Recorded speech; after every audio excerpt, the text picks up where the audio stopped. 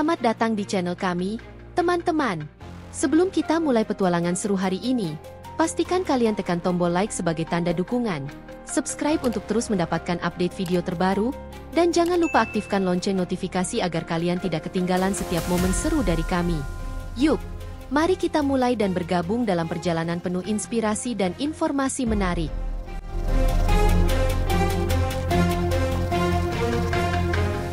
Kejaksaan Agung telah menetapkan 7 tersangka dalam kasus dugaan korupsi tata kelola minyak mentah dan produk kilang yang melibatkan sejumlah anak perusahaan Pertamina. Di antara nama-nama tersangka, Direktur Utama PT Pertamina Patra Niaga, Rifa Siahaan, menjadi sorotan utama karena posisinya yang strategis di lingkungan BUMN tersebut. Kasus ini bermula dari kebijakan pemerintah yang telah menetapkan agar pemenuhan kebutuhan minyak bumi dalam negeri harus mengutamakan pasokan dari kontraktor lokal, sebagaimana tercantum dalam Peraturan Menteri ESDM Nomor 42 Tahun 2018. Namun, pada periode 2018 hingga 2023, kondisi produksi dalam negeri sengaja diturunkan melalui pengkondisian rapat optimalisasi hilir, sehingga pasokan minyak mentah lokal tidak terserap sepenuhnya dan menyebabkan PT Pertamina harus beralih ke impor untuk memenuhi kebutuhan energi nasional. Dalam rangka memenuhi defisit produksi minyak mentah tersebut, sejumlah pejabat di lingkungan Pertamina diduga memanfaatkan situasi untuk melakukan transaksi yang menyimpang dari prosedur yang berlaku. Berdasarkan keterangan pejabat Kejaksaan Agung, mekanisme kejahatan yang diduga terjadi melibatkan pembelian BBM dengan tipe RON 90 yang seharusnya dikenal sebagai Pertalite, tetapi dibayarkan dengan harga RON 92 yang seharusnya untuk Pertamax. Selisih harga inilah yang kemudian dimanfaatkan dengan cara melakukan blending atau pengolahan di storage, sehingga menghasilkan BBM RON 92 yang dipasarkan sebagai Pertamax. Praktik ini tidak hanya melanggar aturan teknis dalam pengolahan BBM, tetapi juga berdampak pada penetapan harga jual yang lebih tinggi di pasar, sehingga menekan daya beli masyarakat dan mengakibatkan kerugian negara yang diperkirakan mencapai Rp193,7 triliun. Dalam proses penyidikan, Kejaksaan Agung menetapkan 7 tersangka yang terdiri dari Rifa Siahaan sebagai Dirut PT Pertamina Patra Niaga, Sani Dinar Saifuddin selaku Direktur Festock and Product Optimization PT Kilang Pertamina Internasional, Agus Purwono sebagai VP Festock Management PT Kilang Pertamina Internasional, Yoki Firnandi dari PT Pertamina International Shipping, Muhammad Keri Andrianto Riza sebagai Beneficial Owner PT Navigator Katulistiwa, serta Dimas Werhaspati dan Gading Ramadan Joedo yang masing-masing menjabat sebagai Komisaris di PT Navigator Katulistiwa dan PT Jenggala Maritim serta Dirut PT Orbit Terminal Merak. Modus operandi yang diduga dilakukan para tersangka meliputi penetapan harga melalui mekanisme markup kontrak shipping, yang mengakibatkan negara harus mengeluarkan fee tambahan sebesar 13 hingga 15% secara tidak sah. Selain itu, transaksi pembelian BBM yang tidak transparan ini mengakibatkan adanya perbedaan antara harga pembelian dan harga pasar, sehingga menciptakan keuntungan melawan hukum bagi para pelaku. Di sisi lain, PT Pertamina, Persero, secara tegas membantah adanya tuduhan pengoplosan BBM, khususnya dugaan bahwa Pertalite diolah menjadi Pertamax. Vice President Corporate Communication Pertamina, Fajar Joko Santoso, menyatakan bahwa narasi mengenai oplosan tidak sesuai dengan fakta yang disampaikan oleh Kejaksaan Agung. Menurut Fajar, yang dipermasalahkan adalah perbedaan harga dan mekanisme pembelian antara RON 90 dan RON 92, bukan adanya pencampuran bahan bakar. Ia menegaskan bahwa produk BBM yang beredar di masyarakat telah memenuhi standar yang ditetapkan oleh Direktorat Jenderal Migas dan bahwa lembaga seperti Lembaga Minyak dan Gas Bumi, Lemigas, secara rutin memeriksa serta memastikan ketepatan spesifikasi produk yang didistribusikan ke konsumen. Dengan demikian, pertanyaan mengenai adanya oplosan dianggap sebagai miskonsepsi atau informasi yang keliru yang perlu diluruskan kepada publik. Kebijakan impor minyak mentah menjadi titik penting dalam kasus ini. Kapasitas kilang di Indonesia yang belum sepenuhnya fleksibel dalam mengolah berbagai jenis minyak mentah membuat PT Pertamina harus melakukan impor untuk menutupi kekurangan produksi dalam negeri. Dalam proses pengadaan impor tersebut, diduga terjadi penyimpangan harga dan pengaturan tender yang melibatkan para pejabat serta broker. Kejaksaan Agung mengungkapkan bahwa apabila minyak mentah dari kontraktor lokal tidak diterima karena dinilai tidak memenuhi nilai ekonomis atau spesifikasi yang ditetapkan, maka minyak tersebut harus diekspor, sedangkan kebutuhan dalam negeri tetap dipenuhi melalui impor dengan harga yang jauh lebih tinggi. Praktik ini dinilai tidak hanya merugikan keuangan negara, tetapi juga berimbas pada kenaikan harga jual BBM kepada masyarakat, yang pada akhirnya menambah beban subsidi dari APBN. Sebagai salah satu tokoh yang mendapat sorotan tajam, profil Rifa Siahaan pun menjadi perhatian publik.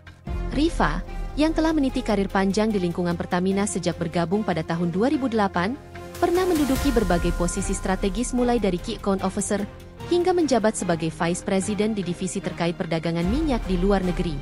Berdasarkan informasi resmi, ia menempuh pendidikan di Universitas Trisakti dan melanjutkan studi Magister Business Administration di Oklahoma City University, Amerika Serikat. Penunjukannya sebagai Direktur Utama PT Pertamina Patraniaga pada Juni 2023 semakin mengukuhkan posisinya di puncak kepemimpinan perusahaan. Namun, penetapan Rifa sebagai tersangka dalam kasus ini menodai rekam jejaknya dan menimbulkan pertanyaan serius mengenai tata kelola dan transparansi dalam pengelolaan sumber daya energi nasional. Dampak dari praktik korupsi ini sangat besar, tidak hanya bagi keuangan negara tetapi juga bagi masyarakat. Harga BBM yang lebih tinggi akibat selisih harga dalam transaksi impor berimbas langsung pada beban subsidi dan kompensasi yang harus ditanggung oleh APBN setiap tahunnya. Kerugian negara yang diperkirakan mencapai Rp193,7 triliun mencakup berbagai komponen, mulai dari kerugian akibat ekspor minyak mentah dalam negeri yang seharusnya untuk konsumsi lokal, hingga selisih harga yang terjadi dalam proses impor minyak mentah dan produk kilang. Para pengamat ekonomi menilai bahwa apabila praktik semacam ini tidak segera diberantas, dampaknya akan terus dirasakan oleh seluruh lapisan masyarakat, terutama dalam hal penurunan daya beli dan peningkatan biaya hidup. Reaksi publik terhadap kasus ini cukup beragam, mulai dari keprihatinan atas besarnya kerugian negara hingga tuntutan agar proses hukum berjalan secara transparan dan cepat. Masyarakat mengharapkan agar aparat penegak hukum dapat segera menyelesaikan kasus ini secara tuntas sehingga pelaku mendapatkan hukuman yang setimpal. Di samping itu, sejumlah kalangan menginginkan reformasi tata kelola di sektor energi yang lebih ketat dan akuntabel, guna mencegah terjadinya praktik serupa di masa depan. Proses hukum yang sedang berlangsung ini diharapkan tidak hanya memberikan efek jera bagi para pelaku, tetapi juga menjadi momentum untuk melakukan perbaikan sistemik dalam manajemen sumber daya minyak di Indonesia. Sementara itu, pemerintah dan berbagai instansi terkait diharapkan dapat meningkatkan pengawasan serta akuntabilitas dalam proses pengadaan minyak mentah. Upaya audit menyeluruh terhadap seluruh transaksi impor dan distribusi BBM menjadi salah satu langkah preventif yang dianggap penting agar kepercayaan publik terhadap pengelolaan energi nasional dapat dipulihkan.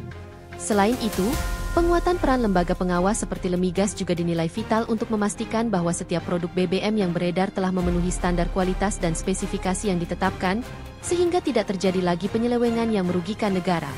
Kasus dugaan korupsi di lingkungan Pertamina ini merupakan cermin dari lemahnya mekanisme pengawasan di sektor strategis yang seharusnya dijalankan secara transparan dan akuntabel. Penetapan 7 tersangka, termasuk pejabat puncak seperti Rifa Siahaan, telah memicu gelombang kritik dari berbagai pihak yang menuntut reformasi menyeluruh dalam tata kelola energi. Di tengah proses hukum yang masih berlangsung, masyarakat dan pemangku kepentingan menantikan langkah konkret dari aparat penegak hukum untuk menindak tegas seluruh rangkaian transaksi yang diduga merugikan negara. Langkah tersebut diharapkan dapat memberikan efek jera sekaligus membuka jalan bagi perbaikan sistem pengadaan minyak mentah di masa mendatang.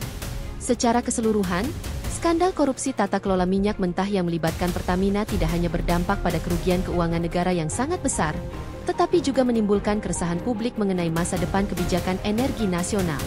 Dengan adanya penetapan 7 tersangka dan berbagai klarifikasi yang telah disampaikan oleh pihak Pertamina, harapan kini tertuju pada proses hukum yang transparan dan akuntabel serta reformasi internal yang mampu memperkuat mekanisme pengawasan di sektor strategis ini. Masyarakat berharap agar kasus ini dapat segera dituntaskan secara tuntas, sehingga kepercayaan publik terhadap BUMN dan pengelolaan sumber daya energi di Indonesia dapat kembali pulih, serta harga BBM yang dijual kepada masyarakat tidak terus mengalami kenaikan yang memberatkan. Demikianlah rangkaian kronologi dan dampak dari dugaan korupsi dalam pengelolaan minyak mentah di lingkungan Pertamina.